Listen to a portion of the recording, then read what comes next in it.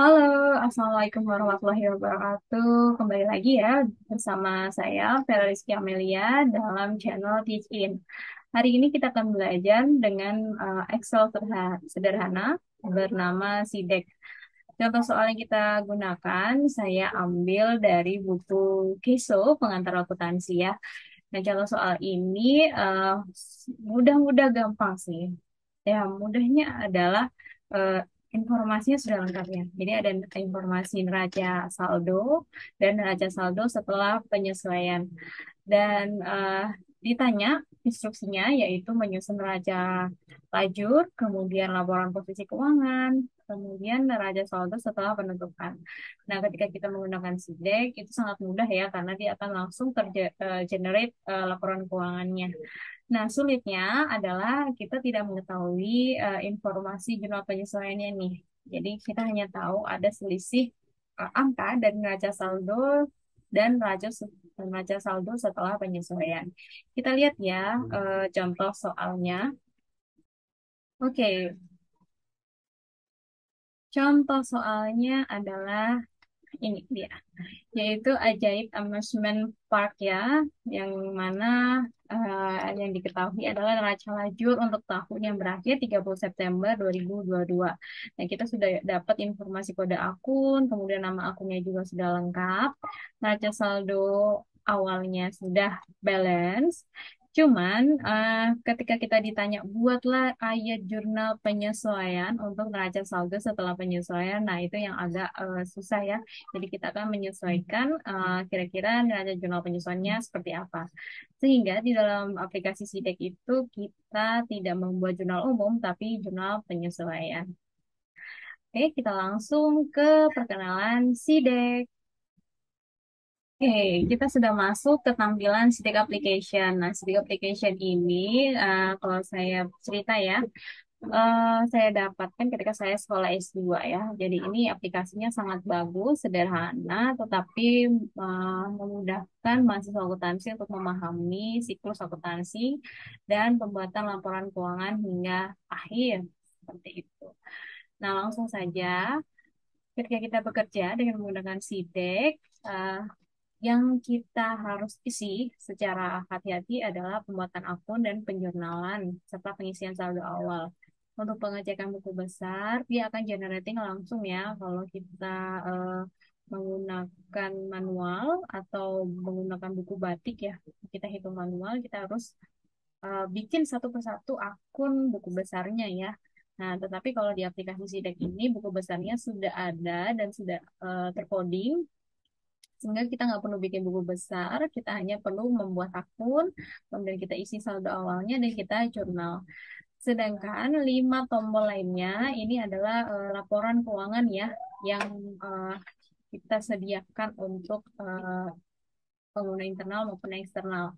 Untuk neraca lajur, dia sudah otomatis akan tersedia. Sedangkan laporan laba rugi, perubahan ekuitas, neraca akhir periode, serta laporan arus kas itu perlu kita susun akun-akun atau kode akun mana saja yang akan muncul. Karena belum ada nih isinya ya. Oke, langsung kita ke pembuatan akun ya. Oke, di pembuatan akun ini kita perlu ganti eh, namanya menjadi Ajaib Amusement Park. Ya, karena entitas bisnisnya itu ya. Kemudian kita masukkan kode-kode akun yang sudah ada. Eh, ini saya akan kopikan informasi ya di Cidex sehingga kita bisa jump in-nya cepat seperti itu. Eh, saya tambahkan sheet kosong untuk kita coret-coret. Di sini saya tulis eh,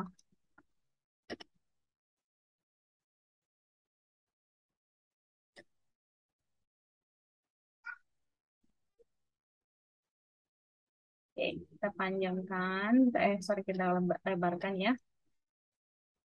seperti ini. Kemudian sheetnya kita ganti namanya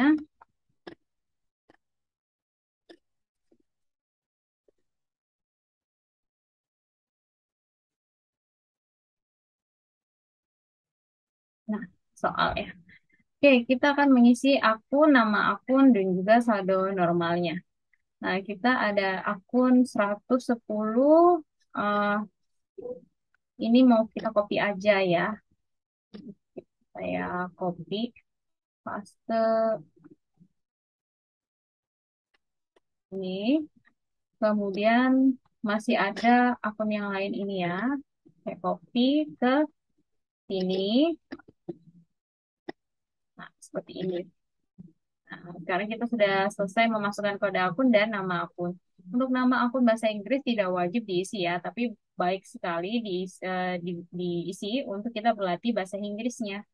Seperti contohnya CAS untuk cash, kemudian ada supplies,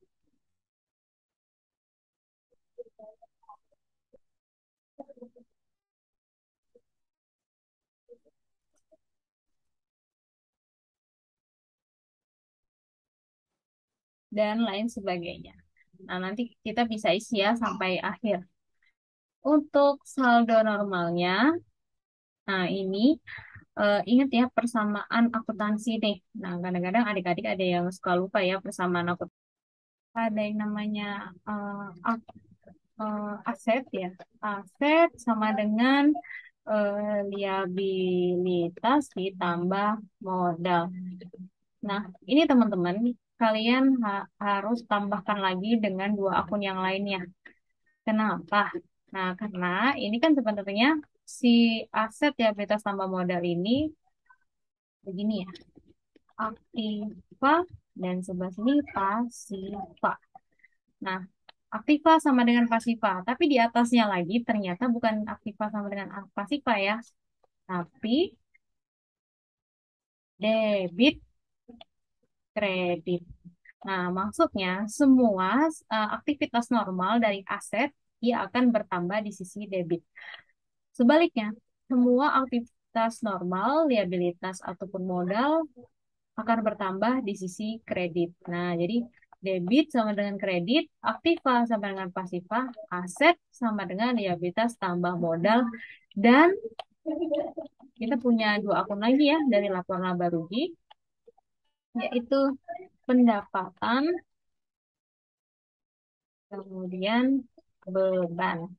Nah, kalau kita sudah paham ya seperti ini, akan saya warnain ya, warna eh, hijau dan warna oranye ya. Jadi kita tahu nih sekarang bahwa semua akun yang ada di sisi debit, nah, saldo terdiri dari aset dan beban. Seperti itu ya. Jadi ini mudah sekali memahami penjurnalan. Sampai sekarang pun saya masih belum bisa menjurnal. Nah, cara menjurnal itu jadi lebih gampang kalau teman-teman sudah paham dengan persamaan akuntansi. Jadi persamaan akuntansi itu bukan hanya eh, apa itu persamaan akuntansi aset sama dengan kewajiban plus modal, Bu. Bukan. Tapi persamaan akuntansi itu memudahkan kamu ketika menjurnal kira-kira ini saldo normalnya bagaimana.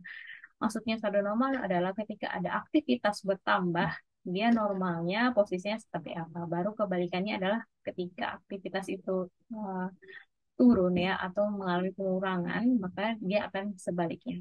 Tapi persamaan akuntansi ini tidak berlaku bagi akun kontra.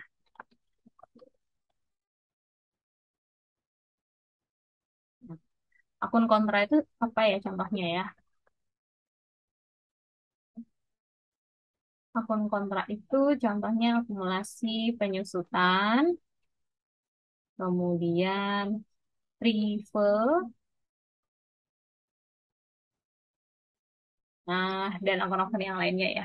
Jadi ada akun yang muncul untuk mengurangi akun utama, dia disebut dengan akun kontra. Kayak akumulasi penyusutan, dia kan akan mengurangi nilai dari akun aset tetap. Nah, sehingga akun kontranya aset tetap adalah akumulasi penyusutan. Begitu pula dengan prefer. Prefer itu akan mengurangi modal kan. Jadi untuk Prive, dia tidak bergerak seperti modal yang saldo normalnya di kredit, tapi Prive itu ada di sisi debit. Seperti itu. Nah, kita balik lagi ke akun ini ya. Baik, kita akan isi saldo normal kas tadi ya. Kas berarti dia aset ya, debit. Jadi kita tuliskan D, perlengkapan juga D. Asuransi dibayar di muka kalau kita bingung-bingung ya. Ini sama pelakuannya seperti piutang ya. Sejenis piutang lah.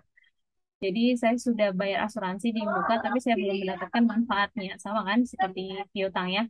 Jadi kita perlakukan sama yaitu debit, tanah debit, peralatan debit. Nah, akumulasi penyusutan peralatan ini kebalikannya yaitu kredit. Kemudian utang usaha kita kredit, ini kita kredit, kredit, modal juga kredit, saldo laba kredit, dividen debit, pendapatan tiket kredit, debit, debit, debit, debit, debit, debit, debit.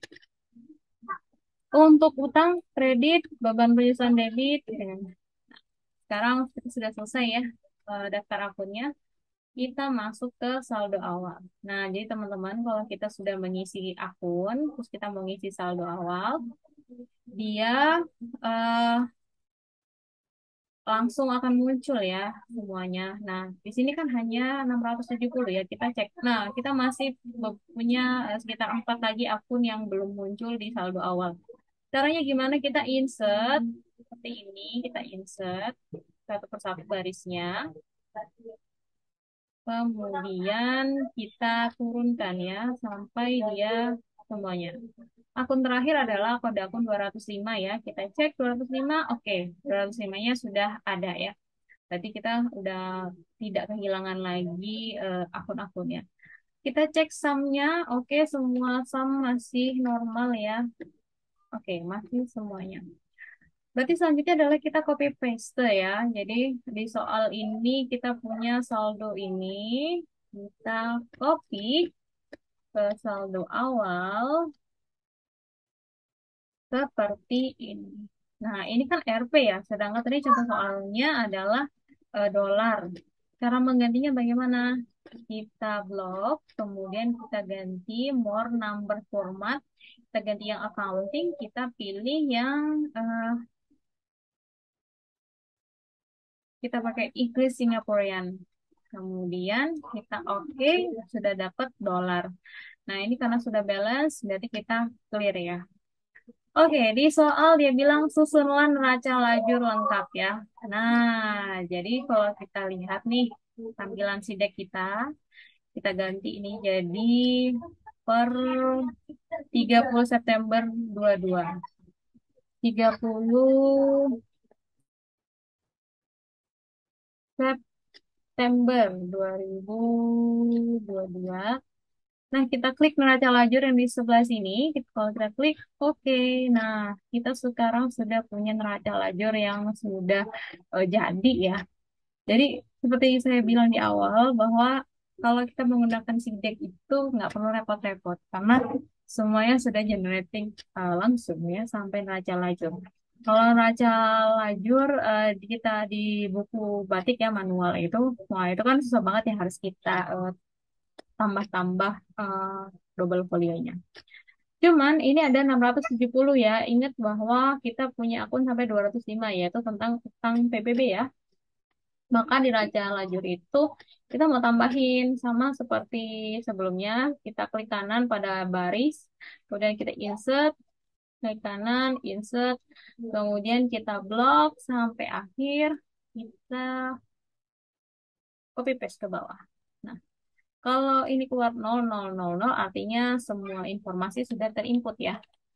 Oke, jadi tidak ada data maksudnya.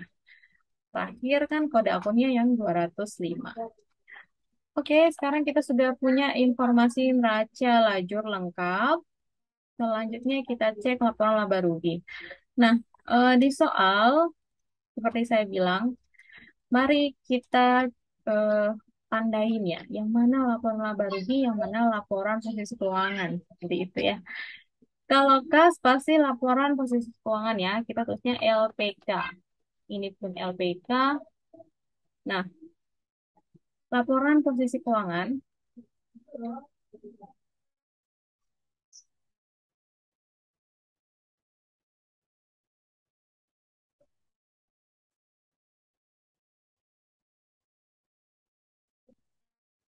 LPK ini terdiri dari apa aja sih? Aset, kewajiban atau liabilitas ya, dan modal. Maka semua akun yang kodenya kode akun 1, 2, 3, ya kode akun digit awalnya ya. Kode akun yang digit awalnya 1, 2, 3 adalah sorry, termasuk LPK. Seperti itu ya. Jadi ini LPK sampai sini. Nah, mudah sekali ya. Dan enak memahaminya. Selanjutnya, kita ada laporan posisi, laporan laba rugi ya. Nah, atau yang kita kenal dengan laporan eh, RL. Kalau R. Ya. Apa aja sih yang tercakup dalam laporan laba rugi? Yaitu pendapatan dan beban. Berarti kode akun yang digit awalnya pendapatan berarti 4 dan 6 seperti itu. Termasuk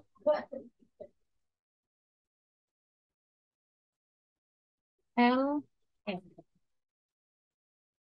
Oke, berarti ini LR. Kita copy ya ke semuanya. Nah, di sini 670 berarti dia masuk LR. Ini juga dia masuk LR. Utang beban dia dikit pertamanya 2 ya. Ini 2 ya. Sama kayak utang PBB dia juga 205. Berarti dikit awalnya adalah 2. Kalau 2 berarti masuknya ke laporan posisi keuangan. Kita mengidentifikasinya seperti itu ya. Berarti ini LPK, ini LR, ini LPK. Nah, kita sudah ketemu ya akun-akun yang dimana laporan posisi keuangan dan laporan laba rugi. Yang kita temukan awal LPK 1, 2, 3 ya. Dan lapor-lapor rugi 46. Sekarang kita kembali lagi ke sideknya. Kita klik sheet bawahnya, lapor-lapor rugi berarti penghasilannya adalah kode akun yang 4. Nah, sedangkan beban adalah kode akun yang 6. Ini kemudian kamu tinggal copy paste aja ke bawah. Oh, sorry, nggak bisa ya. Oke, kita cek lagi seperti ini. Mungkin, nah, jadi caranya adalah kita cari dulu angka di bawahnya, kemudian kita baru blok dan kita copy paste ke bawah. Nah, rule number one kalau kita bekerja dengan SIDEC atau Excel manapun yang sudah dirubah ada sisipan formula dan codingnya, jangan pernah bekerja di atas sel yang ada warnanya karena itu ada rumusnya nih. Nah, sehingga kita yang perlu diisi adalah yang tidak ada warnanya, seperti yang tadi ya. Jadi ini putih warnanya, ini juga putih. Nah, itu yang kita isi. Oke, apakah semua akun yang 670 digit pertamanya 6 sudah masuk? Oke, sudah masuk ya, dia 670. Kita cek lagi di soal. Oh, maaf, masih ada 680 sama 690 yang belum keluar. Nih, di lapor laba rugi ya. Nah, kira-kira kenapa ya? Padahal saya udah klik segitiga kecilnya. Ini kalau digedekin ya. Nah, kan ada segitiga kecil. Kalau kita klik, dia harusnya sampai ke bawah. Ternyata berhenti di 670. Kita balik lagi ke akun. Nah, berarti berhenti di 670. Ada akun yang nggak ke record nih. Kita cek formulanya. Caranya adalah kita klik formula, kemudian klik name manager, kemudian kita pilih kode akun. Ini ya, ada nama yang kode akun. Kemudian ada panah ke atas, ini kita klik. Nah, oh ternyata hanya tarik sampai yang baris 28. Sehingga kita harus ubah ya. Kita ganti 28-nya itu menjadi 32. Kemudian kita klik enter. Dan kita klik OK. Kemudian kita cek lagi ya. Nah, sekarang semua kode akun itu sudah terrecord seperti itu ya harusnya. Ada lagi nggak kira-kira yang nggak record? Nah, kita cek yaitu daftar akun. Daftar akunnya kita klik 2 kali, kita klik anak panah ke atas, kita cek, oh ternyata hanya sampai di 30, harusnya sampai di 32. Kita ganti ya, dari 30 ini menjadi 32. Kita klik enter, oke, kita cek sekali lagi, seperti ini. Nah, sekarang semua area sudah kita panggil ya, bisa dipanggil oleh formula. Oke, kita close, kita balik lagi ke laporan laba rugi. Nah, sekarang kita klik segitiga kecilnya. Nah, kita sudah ada informasi akun yang lainnya. Tapi kolomnya kurang, Bu. Bagaimana ini? Ya sama, berarti kita harus insert baris yang baru ya.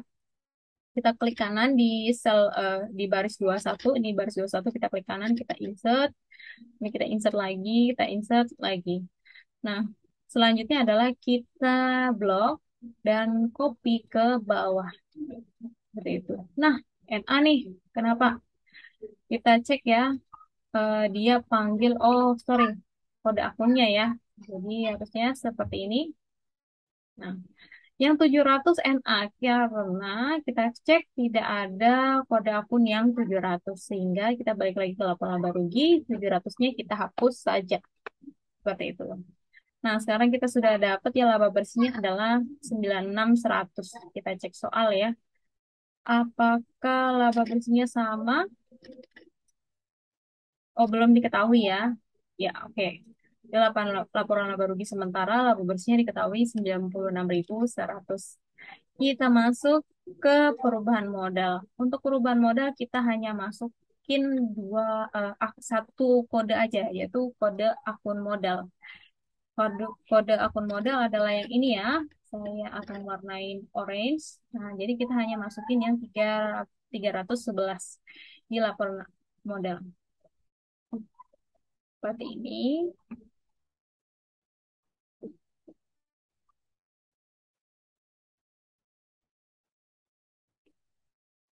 Untuk saldo awal laba modal saham 60.000.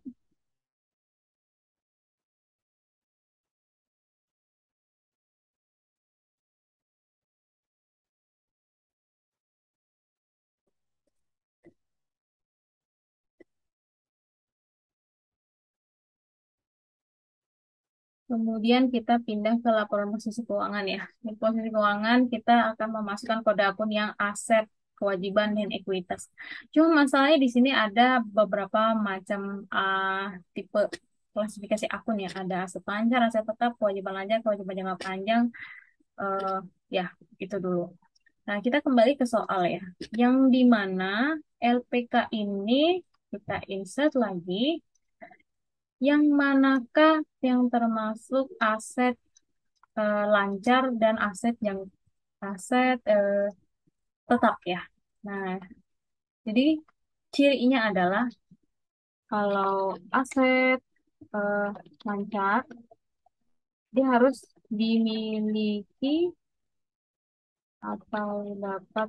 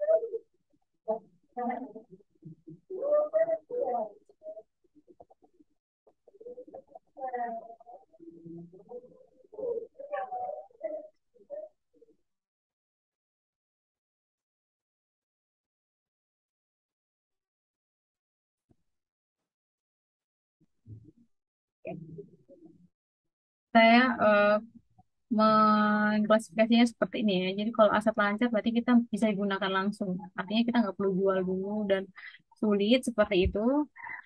Tapi klasifikasi ini kalau untuk persediaan ya. Nah, persediaan masuk aset lancar ya, karena dalam batas waktu kita dapat menggunakan aset itu secara langsung adalah 12 bulanan. Kalau gedung misalnya ya, gedung itu mau kita uangkan, penggunaannya tuh dengan cara kita jual ya. Si gedung itu tidak mungkin terjual kurang dari 1 tahun ya, jadi susah susah sekali untuk dia menjadi uang konvergensinya, sehingga dia masuknya ke aset total. Nah, nama-nama akun berikut ini kita akan klasifikasikan dulu ya yang aset-aset. Kira-kira dia masuk aset lancar apa aset tetap? Oke, yang pertama kas kita masukkan aset lancar. Biasanya seperti ini, teman-teman. Kode akun itu benar-benar sudah menyusun yang mana yang paling liquid sampai yang paling tidak liquid. Yang mana klasifikasi laporan posisi keuangan, yang mana laporan laba rugi. Jadi kita sebenarnya nggak perlu repot-repot lagi ya. Cuman kita perlu mengkaji ulang apakah ini benar, apa enggak, apa kode akunnya ada yang salah sehingga kita perlu koreksi atau melakukan perbaikan untuk kode akunnya. Seperti itu. Oke, perlengkapan masuk aset lancar. Ini juga tanah masuk aset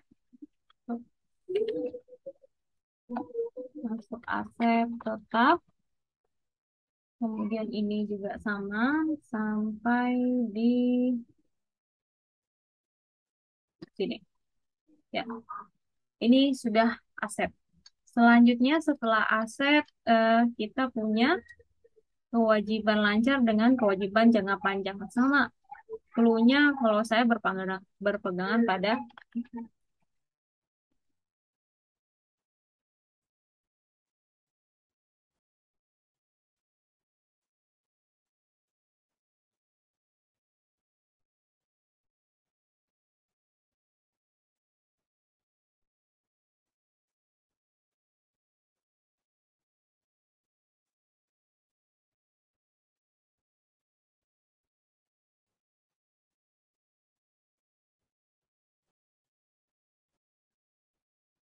Nah, jadi bikin clue-nya seperti itu ya. Yang satunya kurang dari 12 bulan, yang satunya lebih dari 12 bulan. Kita cuman ngecek akun yang digit pertamanya adalah 2 ya. Seperti utang usaha ini, berarti ini masuknya di J- JKP. Sorry, ini masuknya kewajiban lancar. Pendapatan diterima di muka juga kewajiban lancar.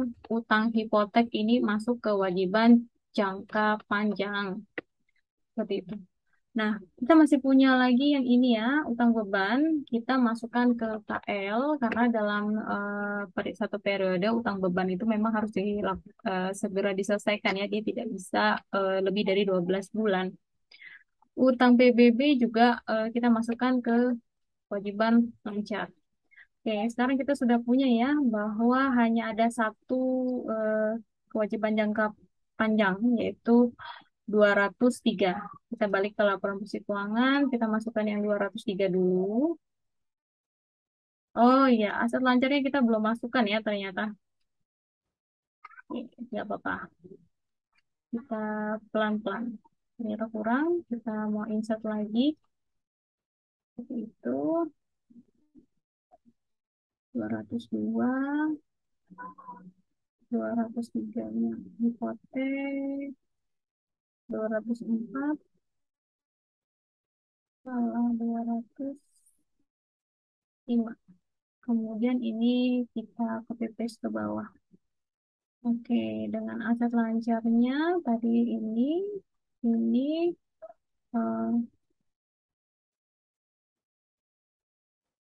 130, 156.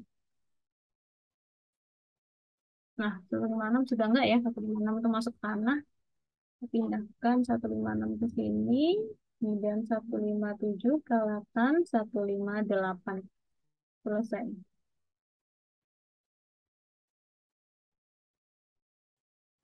Oke, nah kita balik lagi ke soal.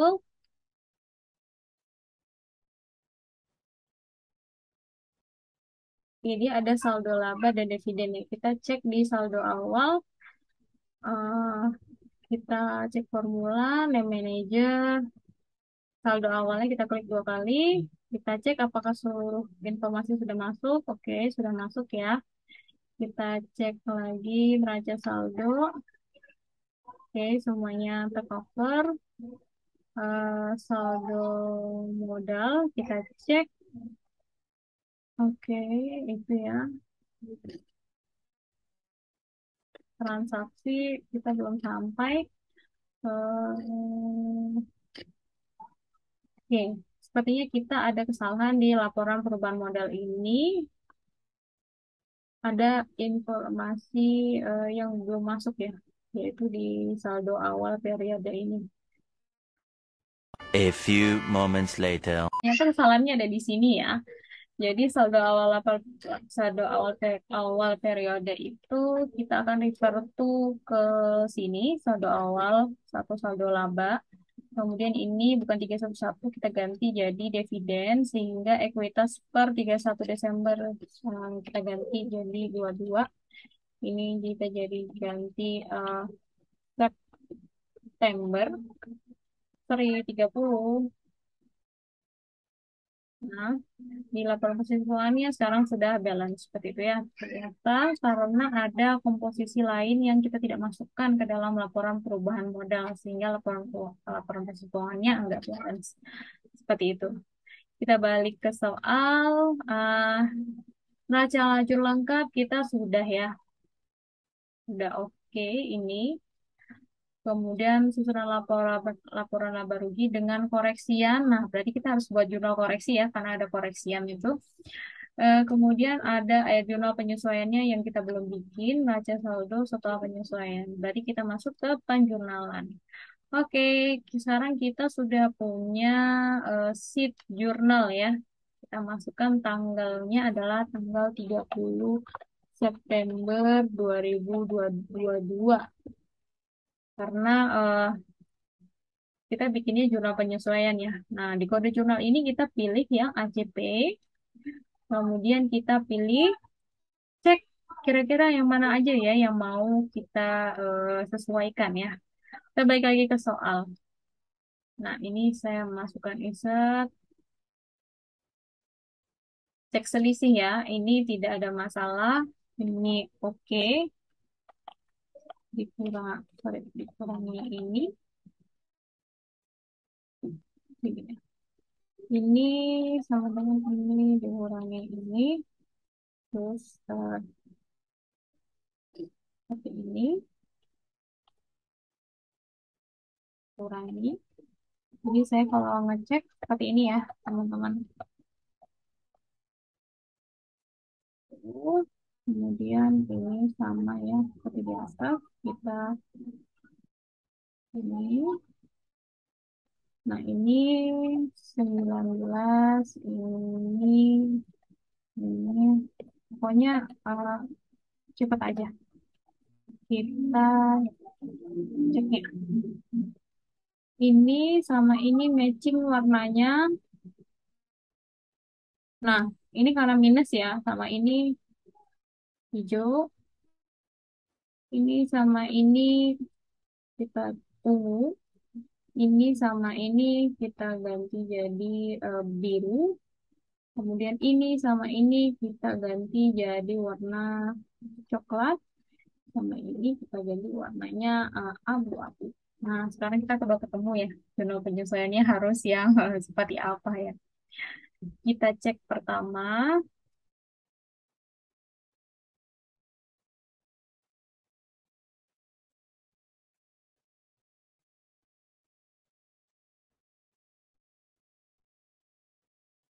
Oke, yang pertama ada perlengkapan dan beban perlengkapan ya. Berarti ada penggunaan perlengkapan. Nah, jadi jurnal penyesuaian yang pertama yaitu beban perlengkapan pada perlengkapan dengan satu lagi.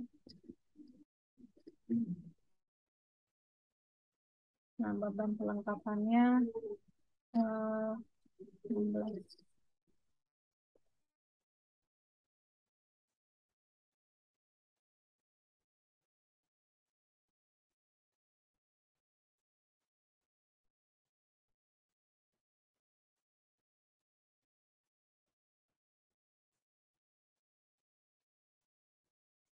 Berarti si perlengkapan itu kan berkurang ya. Dia jadi di sisi kredit. Ini kita D, ini nah itu ya. Jadi si perlengkapannya itu harusnya di sisi kredit 16.400 sehingga nanti neraca saldo setelah penyesuaiannya akan menjadi 2.200. Kita masuk yang kedua. Oke, yang kedua itu 19.000 ya. 19.000 ini ada aktivitas asuransi dibayar di muka dan beban asuransi. Oh, berarti asuransi yang kita setorkan itu karena semula 29, sisa 10.900, berarti beban asuransinya ada di sisi kredit ya.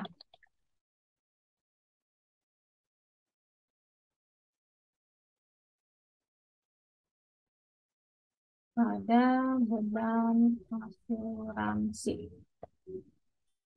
Ini kita pakai 19.000, ini juga 19.000. Kita sudah selesai dua penyesuaiannya. Yang ketiga, kita punya angka 6.000, akumulasi penyusutan peralatan dengan beban penyusutan. Oke, berarti kita masukkan beban penyusutan dengan akumulasi penyusutan total. Kita masukkan angkanya 6.000 ya. Ini. Kemudian yang keempat, kita ada angka 2.900 yaitu untuk pendapatan tiket diterima di muka dengan pendapatan tiket. Kita lihat bahwa pendapatan tiket ini semula 277.900 naik menjadi 280.800 ya.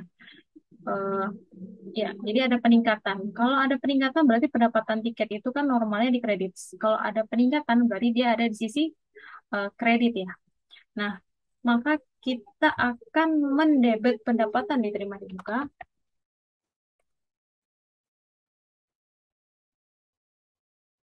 pada akun pendapatan tiket. Nah, jadi saya cara-cara seperti ini ya, biar teman-teman semua paham asal muasal dari angka itu kira-kira gimana aja ya. Karena masih suka ada yang bingung. Oke, kita masukkan 29 pendapatan diterima di muka ya 29. Seperti ini. Kemudian yang kelima, kita punya angka 3.000 ya, pajak bumi bangunan yang meningkat. Jadi karena semula 21.000, ini ya, semula 21.000 meningkat jadi 24.000. Nah, kita gampang aja ya, karena beban itu kalau bertambah berarti dia di sisi debit ya.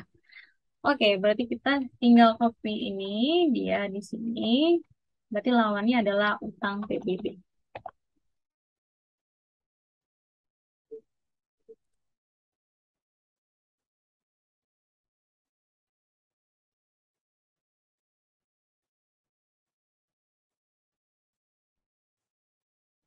Dengan nominal yaitu 3.000.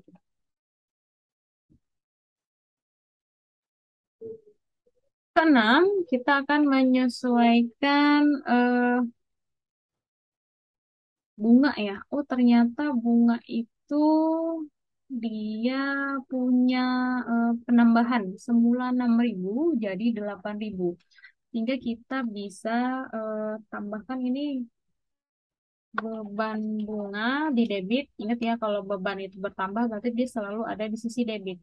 Beban bunganya bertambah 2.000, lawannya adalah utang beban.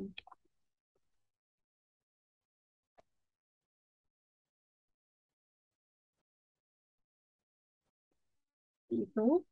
Kemudian yang 7, bentar, kita cek lagi ya. Ini warna abu-abu, ini warna coklat, ini warna oranye, kemudian ini warna hijau, kemudian ini warna ungu, ini warna biru. Oke, sepertinya sudah selesai. Kita nggak ada lagi eh, jurnal penyesuaian ya. Jadi cuma ada 6 jurnal penyesuaian. Kita sudah dapat, kita masukkan ke jurnal yang ini. Nah, seperti itu. Jadi kita coret-coret dulu nih. Kita sudah punya 6 jurnal, maka di jurnal itu tinggal copy paste seperti ini ya. Hmm. Oh, saya suka tulisnya seperti ini. Uh, TRX 1 untuk saya tahu nanti di buku besar bahwa ini adalah transaksi satu datanya. Ini TRX 2 untuk transaksi kedua dan seterusnya yang tinggal saya copy aja. Oh, ternyata nggak bisa ya. Ya, harus manual. Select 3, select 3, select 4, select 4, select 5, select 5.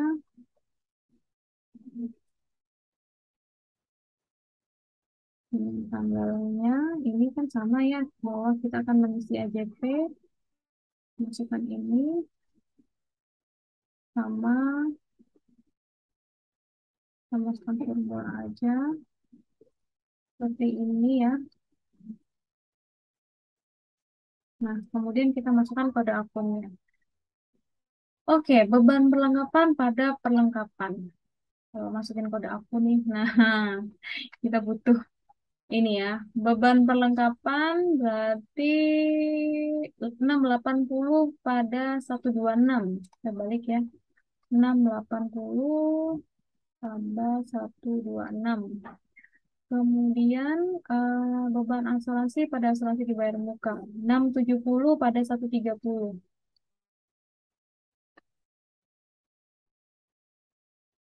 130. Kemudian beban penyusutan 690 pada akumulasi 158. 690 158.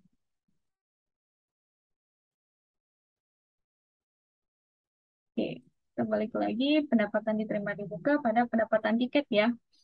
202 pada 400.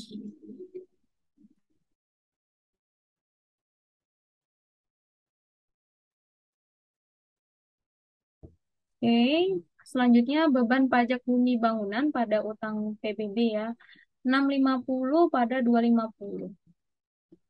650 pada 205 kayaknya. Bukan 250 ya, tapi 205. Iya, betul, 205. Terakhir beban bunga pada utang beban ya. Beban bunga 660 pada 204. 660 660 pada 204. Ini. Oke. Untuk debit kreditnya kita balik lagi ke sini ya. Nah, karena kita udah coret-coret kan sebelumnya, tinggal kita copy paste ke jurnal. Kita pilih yang formula aja ya. Jadi kita, oh ternyata nggak bisa. Sorry. Ya, nggak bisa ya. Jadi kita harus tulis sendiri. 16.400 untuk beban asuransi. Kita punya 19.000.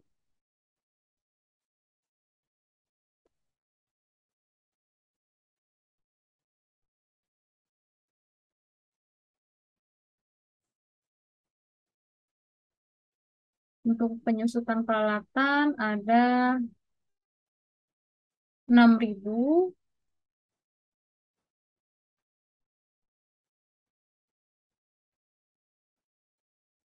Untuk pendapatan tiket ini 2.900. Oke. Pajak bumi bangunan ada 3.000 dan beban utang beban ada 2.000 ya.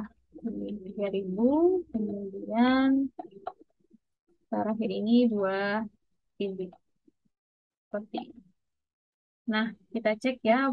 Klik pengecekan buku besar, kita klik, kita bisa ganti akunnya sesuai dengan informasi. Nah, kita kemudian cek neraca lajur. Kita cek di bawahnya ini ya, apakah balance ya. Jadi dari saldo akhir buku besar itu sampai ke belakang harus balance. Oke, balance semua dan laporan laba rugi juga balance ya. Oke, sip. Kita balik ke laporan laba rugi. Terupdate pendapatan tiketnya ya sudah tidak lagi 277.900 tapi 280.800 dengan laba bersihnya 94.000. Laporan perubahan modalnya juga sudah oh nggak ada transaksi ya karena kita jurnal penyesuaian. Laporan posisi keuangannya oke, kita ada perbedaan 36.400 ya. Mari kita cari ya kira-kira ini karena apa?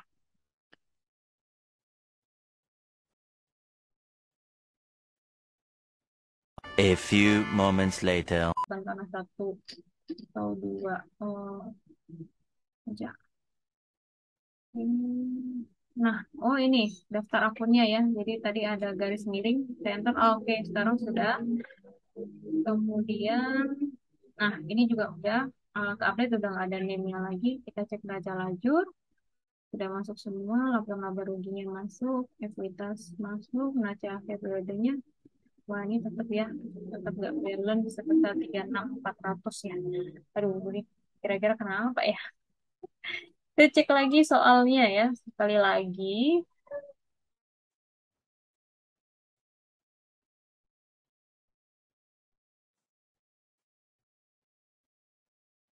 Jadi neraca saldo setelah penyesuaian itu 4897. 4897 ya, benar ya. Jadi neraca saldo setelah penyesuaian itu 489.700. Tetapi ketika ini ya neraca dia jadi beda. Nah, untuk laporan laba ruginya nih pasti teman-teman juga bertanya kan, Bu, kok laporan laba ruginya kosong nggak salah ya? Ya, jadi ini harus ada yang diganti ya. Nah, dia ngebacanya bahwa laporan laba rugi itu kode akunnya digit pertamanya 4 dan 5. Dan ini kamu bisa ganti jadi 4 dan 6. Nah, kita pakainya 4 dan 6. Sama di sebelahnya juga gitu, 5-nya kita ganti jadi 6. Enter, terus kita tinggal copy ke bawah. Ini. Sedangkan neraca kita bilangnya ini sama 4 dan 6 ya. Jadi dia akan mengecualikan angka-angka yang 4 dan 6 tidak akan masuk ke dalam kolom yang neraca. Kita copy ke bawah. Nah, sekarang sudah hilang ya. Menyisakan yang seharusnya aja. Nah, ini balance ya. Jadi 52.600 adalah laba rugi berjalannya. Saya cek laporan laba ruginya. Nah, ini ya. Jadi ada perbedaan di neraca lajur bahwa laporan laba ruginya itu 52.600, tapi di laporan laba rugi itu 94.000. Nah, ini harusnya sama. Nah, kita cek. Nah, ketemu ya. Jadi kesalahannya adalah di D15, dia cuma recordnya D15 sampai D20. Harusnya kan sampai D23 ya. Oke, kita ganti D23. Sorry. Seperti ini, kita enter. Nah, sekarang udah 52.600 ya. Sama dengan yang neraca lajur, kita cek laporan laba rugi oke, laporan perubahan ekuitas oke.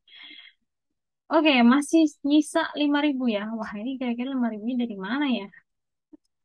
Kayak begitu ya. Tapi tetap harus kita cari. Jadi kalau jadi akuntan atau ya masih mahasiswa ya, calon-calon akuntan muda, jangan patah semangat ya. Kita A few moments later. udah masuk ya.